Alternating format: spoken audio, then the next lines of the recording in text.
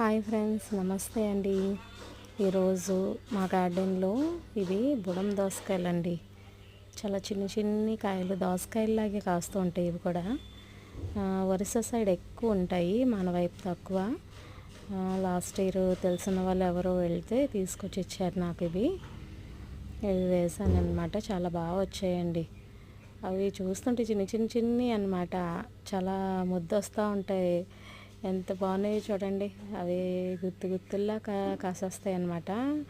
మామూలు దోసకాయల కన్నా ఇవి ఎక్కువ కాస్తాయండి, చాలా ఎక్కువ. కానీ చిన్న పాదు ఉంటే చాలు అనమాట, చాలా బాగా కాస్తాయి.